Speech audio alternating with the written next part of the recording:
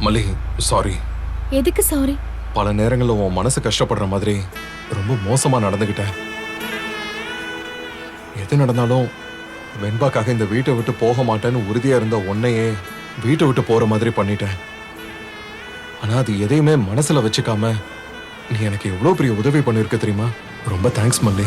இந்த தேங்க்ஸ் எதுக்குங்க? ரொம்ப பயந்துட்டேன் மல்லி. கஸ்டடி ஆபீசர் வந்து நிக்கிறாங்க, உன்னை கேக்குறாங்க.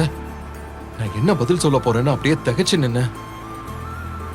அத இப்ப நினைச்சு பார்த்தா கூட எனக்கு கையெல்லாம் அப்படியே நடுங்குது. என் வெண்பா என்னை விட்டு போயிடுவாளோன்னு நினைக்கிறப்ப ஒரு ஆம்பளைக்கு அவனோட மக எவ்வளவு முக்கியம்னு எனக்கு இப்பதான் புரியுது. வெண்பா இல்லைன்னா எனக்கு வாழ்க்கையே இல்லை மல்லி. நான் வெளியில எதுவும் காட்டிக்கல. ஆனா அப்ப அந்த தவிப்புல நீ வந்துட மாட்டியான்னு என் உள் மனசு கடவுளை பார்த்து கேட்டிருக்கும்னு நினைக்கிறேன்.